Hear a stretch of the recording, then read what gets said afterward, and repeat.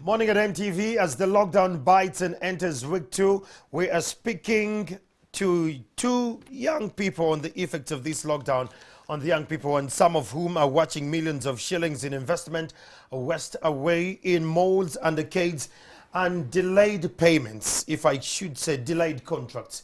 That said, with me this early morning, I have Moses Kidega, the Secretary of Labour at the National Youth Council, and I have Miss Ruth Asimwe, the Technical Advisor at Youth Line Forum. Good morning and welcome to Morning at NTV. It's good morning, and it's good. Can you hear me? We are safe. We are far away from one another. You can take off your mask for clarity, and you're very safe in this location. Ruth, nice to have you. Thank you. How is the COVID taking you? It's good. It's good. Trying to adapt. You're trying to adapt. Yes. Now, you work with the youth every other day. It's something that's very pertinent. We're going to be talking about. Kidega, good morning. Good morning, Andrew. You're the leaders. How are you holding the ground? Well, as young people, I believe the difference is the similarity. We are managing. We are coping up one day at a time. One day at a time. Amidst the challenges, 25 days. We are hopeful. Ruth, you're working with the youth on a daily basis, even before the lockdown came through. And the youth have a lot of challenges they're going through. They may not come to Kidega at the national level to express what they're going through, but from your working patterns with them, what is their biggest challenges? What are they facing now on the ground? Yes, so thank you for that. I think currently what is facing young people at this time is not quite different from what we are going through as a country. Okay. The primary reason right now is the problem of access to health services. We all know how expensive it is to access medical care. We all know how much the hospitals are charging, and definitely the young people cannot afford it. So when a young person is sick, they cannot definitely afford the 3 million deposit. They cannot afford the 1 million deposit. They can, some of them, and even majority of them, cannot actually afford even like 50,000 to buy the basic COVID-19, you know, that the drugs that people are taking. Yeah. So that is what is affecting young people right now, and we have seen some of our friends have passed on because of the pandemic. But away from the fact that they cannot access the primary health care and the services, we also have a problem with food. As we know that access to food. As we all know that the young people do not have money, but also they are the same young people who have been cut off work. They are the ones who are in the salons. They are the ones, like majority of the informal sector really is not working.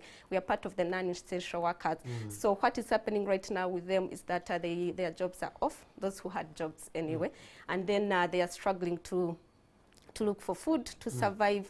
We have the border guys are also struggling to make sure that at least they have an income.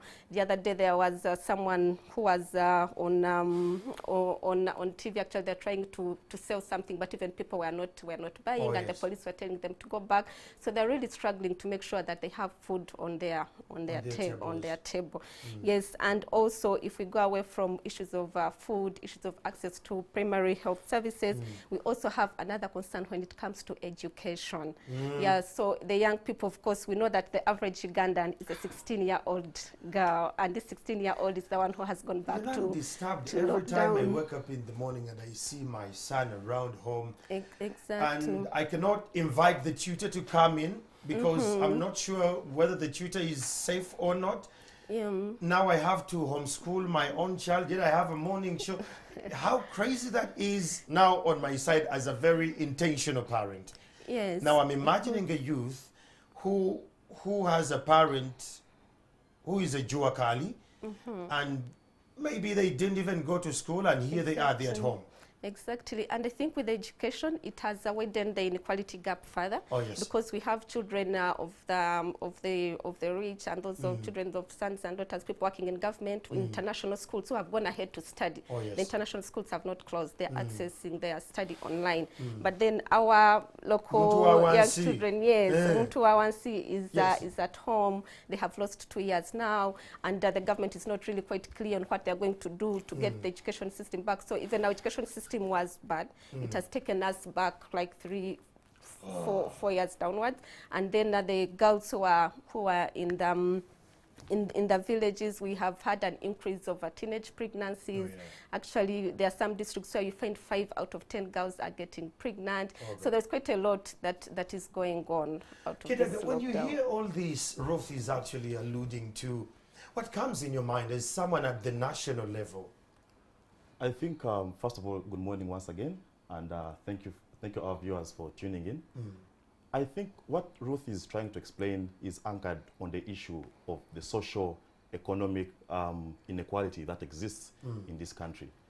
When you look at the demographics of our country, we have about 78% of the country's population being young people. But this demographic is not transformed into socio-economic empowerment of these young people. I have read a book by a Harvard professor called Joseph Nye, who said that these developing countries most times practice what he called a dual economy.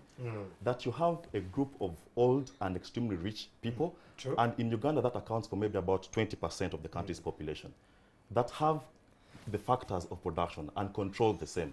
Then you have the 80% who are young, who have no access to factors of production, and that is where our young people fall. So we believe that there has been social injustice, if I'm to say, that the inequality between the young and the old is extremely large. And this over time has caused agitation. Yeah? And youth have, and many people have accused this agitation to be anchored on anger and frustration, which, yes, partially it is true, but I want to debunk that argument by saying that partially there is a voice of reason in this anger and in this frustration that the young people are trying to put across. And if I'm to just mention one or two things, I think the young people now more than ever should position themselves to champion socio-economic and structural reforms in this country. And by this, what do I mean? If I'm to just think out of the blue, one of the reforms I think as young people we must push for to address the issue of unemployment is the aspect of the private sector. You see, because government has limited capacity in terms of human resource, capital resource, among other limitations, they cannot absorb every young person into the public sector, into public service, if I'm to say. That is why the issue of the private sector becomes a very fundamental concern for us all. And we have seen the countries that have developed through the private sector.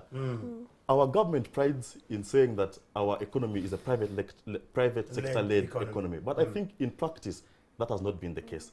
And what do I think? You who sits at the national level of the youth, do you share these kind of opinions with the powers that be? Because if they were listening, if the powers that be were listening, that the brilliant brains like Kidega are saying that this is the way we should go, possibly we could address the issue of unemployment, and then the social injustices that Ruth is alluding to, maybe they could be addressed. Yeah, I think as young people, this country has not really embraced us as yet. Probably they feel we are not yet Why do you ready. think they have not embraced us? Now that is very exciting. They probably feel we are not ready, and our opinions maybe don't matter. Are we ready? Yes, we are ready as young people. And here I am offering you solutions to our challenges of unemployment. And I'm saying that government needs to commit more resources to the private sector. And why am I saying so? Because you see, our government, first of all, practices domestic borrowing. In that our government, to finance its financial budget, they go to our commercial banks to ask for loans. What does this mean? This creates now a competition between government and the private sector to access loans. Definitely. Doesn't make sense. Without a doubt, the commercial banks are going to lend to government because of the security involved and the confidence that comes with lending money to government. So that means the private sector is going to struggle to access these loans. That is why it's very important for government to therefore create a scapegoat and put more money in the UDB so that the private sector can have access to these soft loans. So when we empower the private sector, we shall solve so many problems. Unemployment, we shall lower the factors of the cost of the factors of production. We shall address the issue of the debt burden. Should I tell you how? No, just a minute. Ruth, you deal with the youth on a daily, and he has alluded to something that says that the youth are ready. There is an energy that says we are ready, we want to go and work. When you're working with them, do you see this kind of energy, and how best can we harness that and we plug it into what Kidega is saying? Yes, so definitely the youth are ready, but where I disagree with my colleague is that the government is not ready to embrace the youth. Because when we talk about issues of borrowing, the young people cannot actually afford borrowing. You know, when you go to when you go to UDB, they will ask you the documentation that you have to present. You know, you need to have an account. The account has to have this money. You need someone to approve. You know, so there is a lot that young people cannot afford. And forget the borrowing from UDB. We also have the Capital Venture Fund, which is a fund by government that is managed at Centenary Bank. Even with that Capital Venture Fund, young people cannot be able to access it. We have the Youth Livelihood Fund that the government has put in place. If you go out to say, okay, who out there has accessed the Youth Livelihood Fund, I can tell you will struggle. And those are the programs that the government is proud of. You know, we have the Youth Livelihood Fund, the Capital Venture Fund. You can go to UDB. They are not feasible at all. They will even tell you the yoga, but all those things at the end of the day, they are not feasible. It's not the young people accessing it at the local level. It is, you know, who is who, and you know there is a lot of politics in there. And at the end of it, it's not benefiting the young people that they're supposed to be benefiting. Now you can tell me how. Yes, the how I was trying to emphasize regarding the private sector is that, you see, when you have money in circulation in the private sector, what this means is that these sectors are going to expand their enterprises. When that happens, you are going to create more job opportunities, therefore absorbing more of our young people. When you have a large percentage of the country's population earning a monthly salary, because you see, when these enterprises expand, they will need CEOs, they will need cleaners, they will need supervisors, all these professionals will be incorporated. So when that happens, you absorb more people into the private sector, therefore they can pay their taxes every month. When we pay our taxes, when you have more Ugandans paying taxes, the government therefore has enough money to develop infrastructure. Before you go, let's talk about taxes. As someone at the National Youth Council, have you guys talked about the taxes this government puts and levies on the youth and the small SMEs that are starting? As someone actually in labor, does this disturb you? Extremely, it disturbs me. The tax burden on these SMEs is overwhelming. True. That majority of our young people, their businesses don't even experience or witness the first or second birthday. But you find that our government is offering tax waivers to foreign investment, among others. By the way, the former Secretary of State of the USA, Mr. Alexander Hamilton, in his tenure, he introduced what he called the smooth hula tariff, which was channeled towards ensuring that the domestic investors are protected from ruthless foreign competition. Yeah, and this was and that is why today we can celebrate the Wall Street companies, because the USA protected its local investors from the international ruthless competition. Are we protected here? No, we are not. We instead encourage foreign we protect the foreign investors. Exactly, but also I'm not saying that we should discourage foreign direct investment. All I'm saying is it shouldn't come at the expense of our local investors and our private sector. We must protect them deliberately so that they can thrive until a time when they are ready to compete on a global scale. Then we can open up fully and invite the foreign investors. Kidega, yeah. She alluded to some projects which I want to interrogate a bit. The Youth Livelihood Program, the Myoga Program. Government will come up and say, but look, Kidega, Ruth and Andrew, you're just not appreciating. We have the Myoga, we have the Youth Livelihood, we have the Women Empowerment channels of funds and all that. You who speak for the youth at the National Council, do you take time and tell them that these things are good on paper, but on the ground, it's not feasible? And why it's not feasible? The paperwork is too much, the bureaucracy, then the corruption that comes with it. Let me tell you what, in my sub-county, the youth fell out from the Myoga. And the Youth Livelihood, they say you apply, they will tell you are giving you 20 million, but 5 is ours. Exactly. Logistical. Actually, there is a language they speak. Are you aware of this? Yes. Actually, they take 10. And they take 10%. You'll apply for 20, but they will take half of that. And then you have to use that. There are only half that is remaining. How is that be that this is not feasible? Are you checking them? Yeah. I mean, it's our mandate entirely to continuously check government and to monitor and evaluate these programs. Personally, I don't believe in handouts. at an individual level. Nice. Same here. I think that when you put people in a group and give them money, they are going to squander that money because no one is held accountable at an individual level. We must encourage more of individual accountability. Let a young person access a soft loan and be accountable for it at an individual level. The more we encourage group work is the more we encourage mediocrity.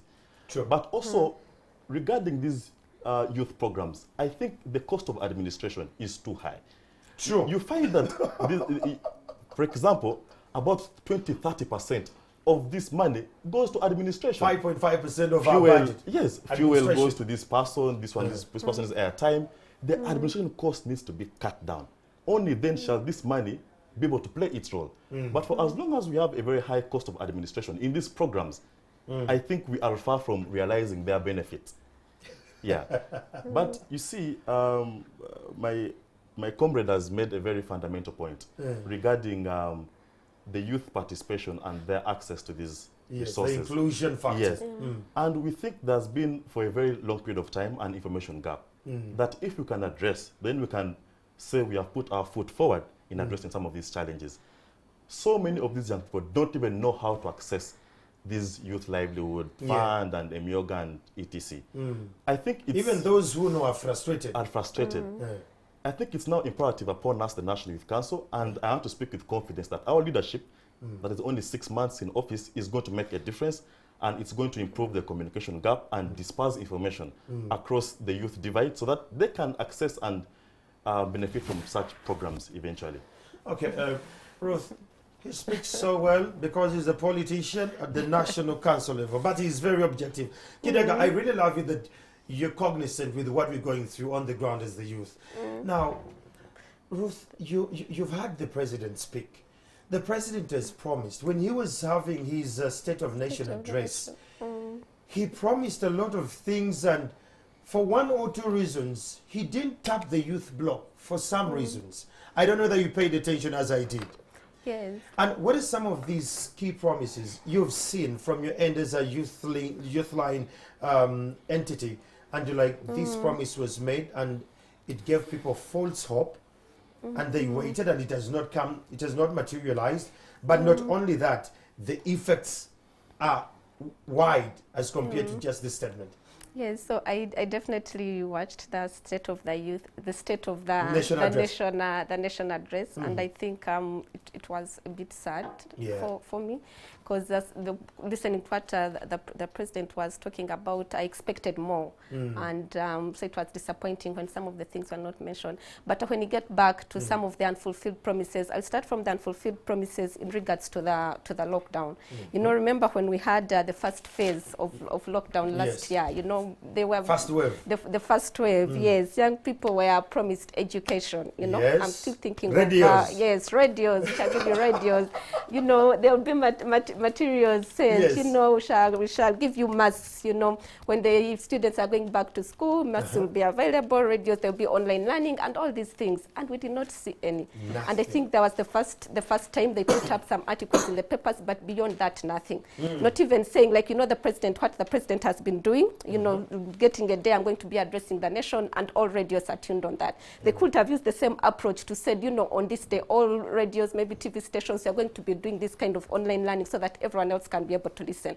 But that failed. So they failed miserable when it comes to issues around education. Everything that promised did not come. And then we came to issues around food. You know, we are going to give you food.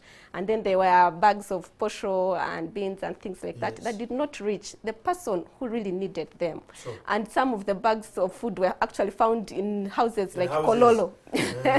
And you are wondering, you know, what are they doing in places like Kololo? And right now, they're promising us, is it 100,000, 100,000 Ugandan shillings? What is the approach? Who is the young person that is going to receive the 100,000? You know, the whole way of how the 100,000 gets to the person that actually needs it is not even clear. So if you are not able to distribute the food, how confident are we that you're going to be able to distribute this money? And how confident are we that this time you're not going to distribute this money to your relatives and friends and in-laws, but it will reach to the real young person who needs it? So that is around the issues concerning COVID. But really beyond COVID, there is a lot that the government has promised that has affected a young person that has not happened. And I think I'm just going to use the example of, tax. You're like, okay, do you know what we are going to charge you for OTT? And the money that we shall get shall do this, this, and this. And I can tell you, if you tell government to account, you know what, out of these taxes that we're really talking about, where is this money going? What is it that it has been able to do? Zero. We're talking about issues of debt burden. We are borrowing a lot of money every day, every day. Money being borrowed. Where is it going? Zero. Right now, I'm paying for the government debt. My children are going to pay.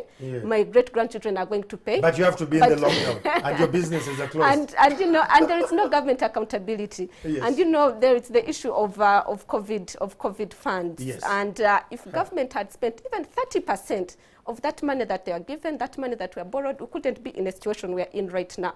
So government will say we're going to borrow this money from IMF, from the development bank, from these places, and then after that, when the money is borrowed, and you're like, why are we in a space right now where you cannot access healthcare, when people are dying like dogs, people are being shot down trying to get from one district to another, just to at least have access, like some kind of decent income or something. So all those things that that government has really promised, we do not see them, and they don't want to go back to the government programs, that they talk about, that we have not been able to benefit them. So I think for me, we are at a place where as young people we feel that the government has failed us.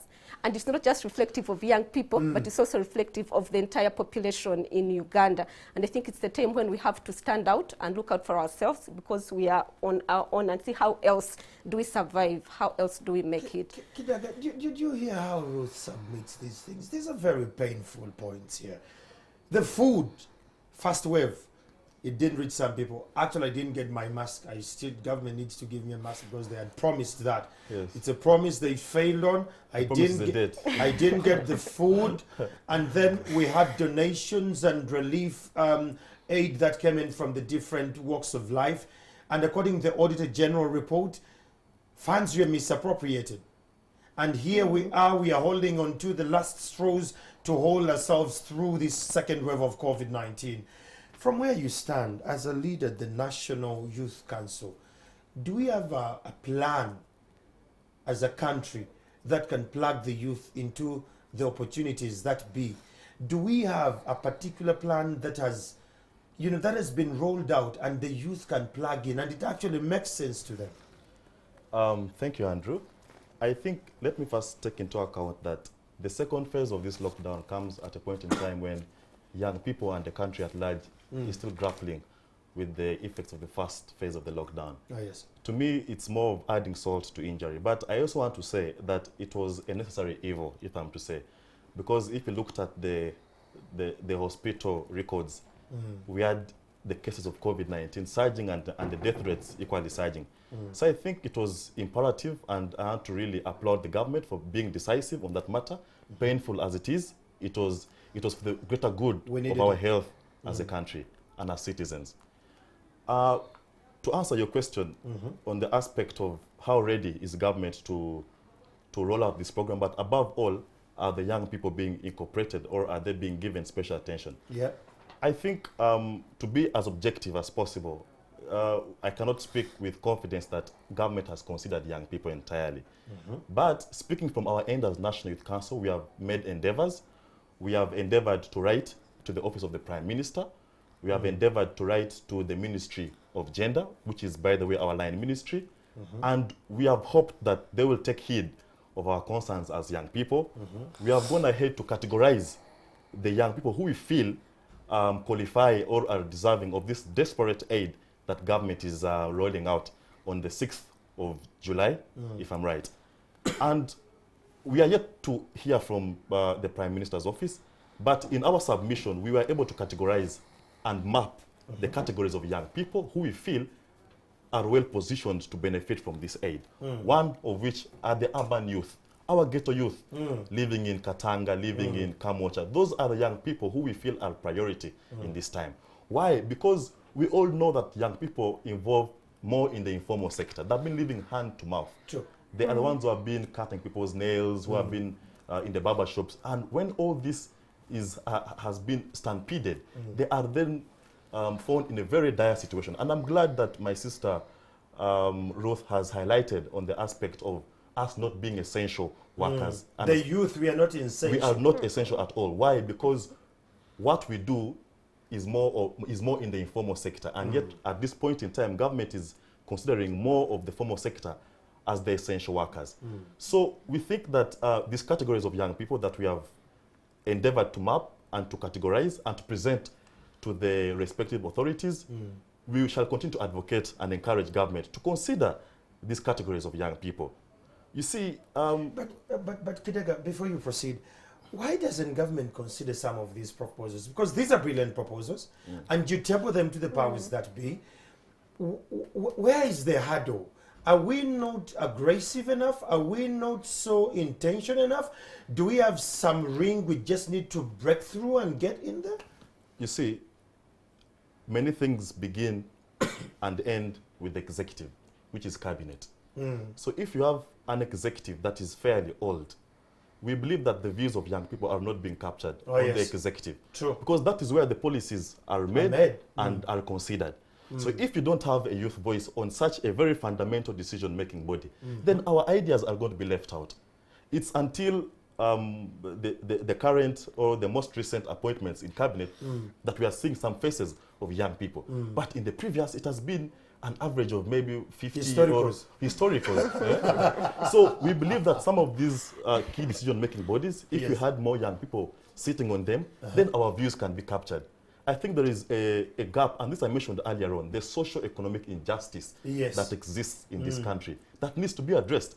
Otherwise, we shall continue to see more young people agitating, going on the streets and holding placards and going bare knuckles. Now, that is what I'm worried of. The funds are coming on the 6th of July, and they're saying it will depend what municipality you are and the mode of disbursement. And they're giving us 100,000. Kidega, this is, it means we're going to spend 2,300 shillings per day. A youth in this day and age who has dependents, possibly, according to what she alluded to earlier on, the teenage pregnancy, possibly maybe she even gave birth. 2,300 per day. Does this make sense to you? And do you, as National Youth Council, have a strategy how you're going to, you know, to deal with the youth in the next 2 weeks? Because the next 2 weeks are going to be hard.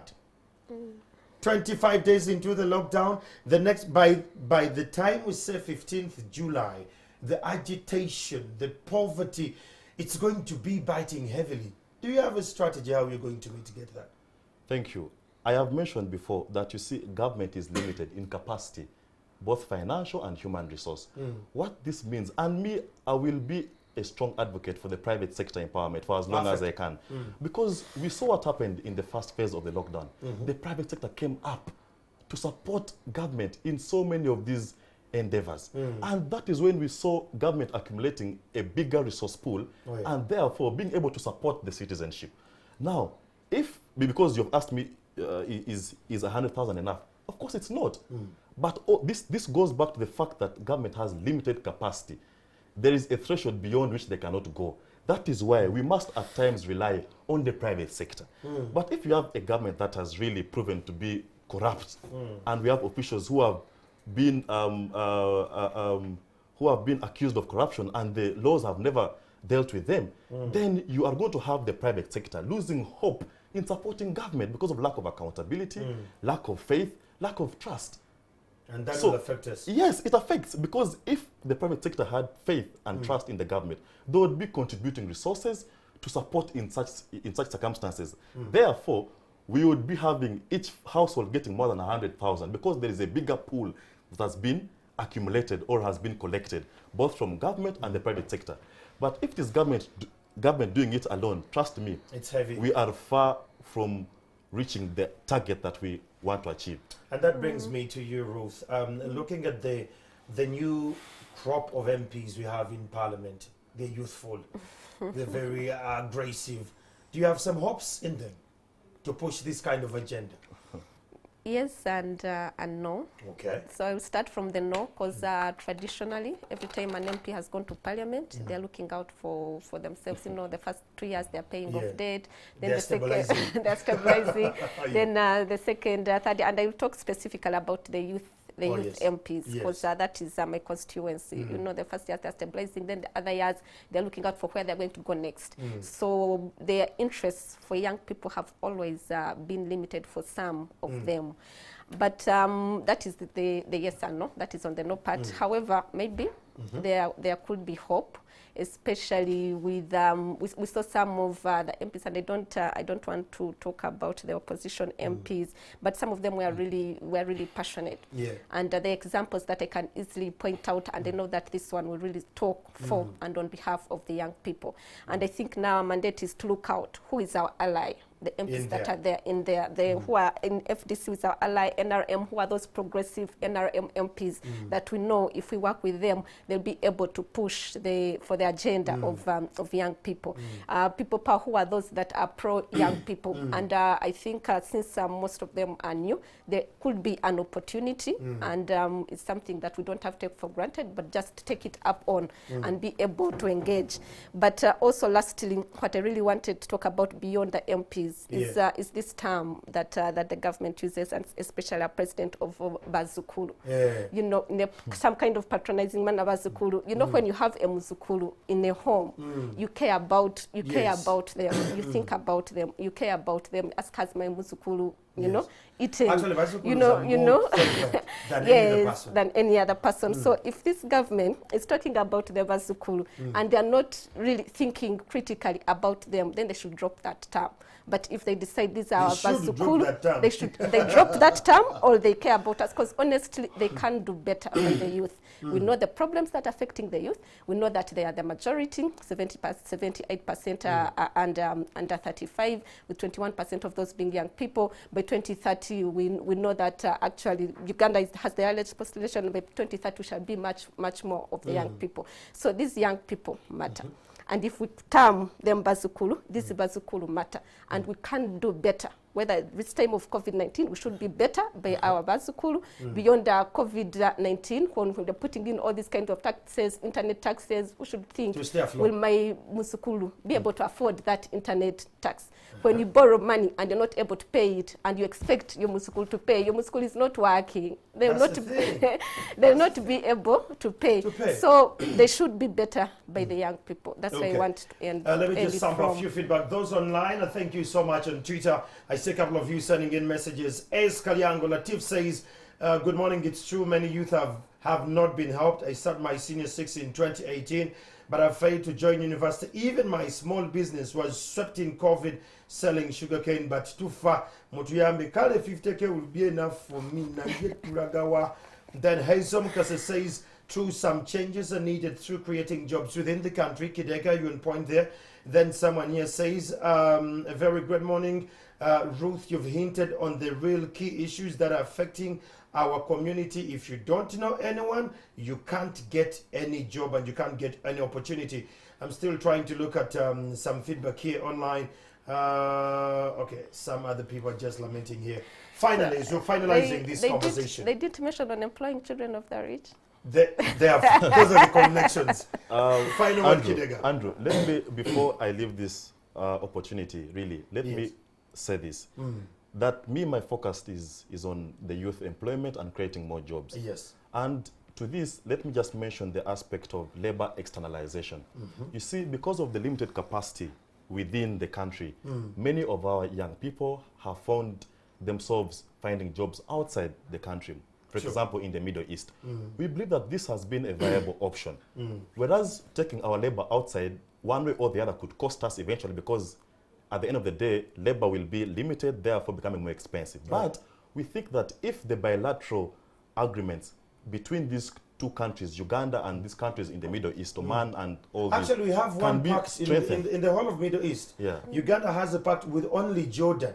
You can the see rest it's laissez-faire. There is no regulatory framework. Therefore, our young people go there, they are mistreated, their welfare is demanding. Before you know it, 1-2 months, they are back here. And you're back to square one. Zero. They have not really achieved the intention of their going outside there.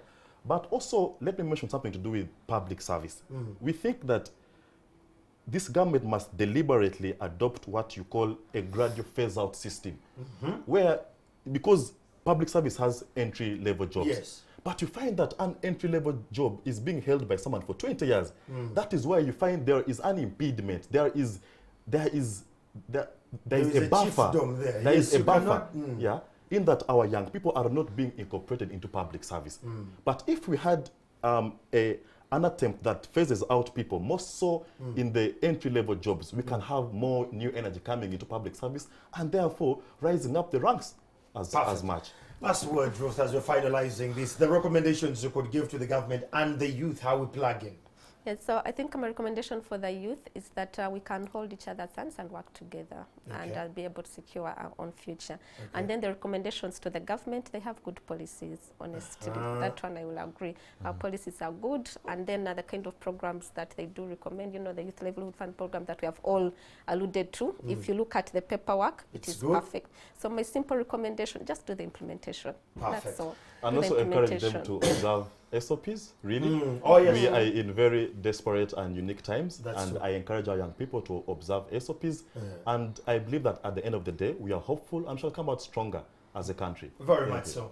That is Moses Kidega from the National Youth Council. He's in the Labour Department. And of course, we had Ruth. Ruth comes from the youth, it's a youth link, youth line forum. They work with young people on the ground. And you who has been a part of this conversation.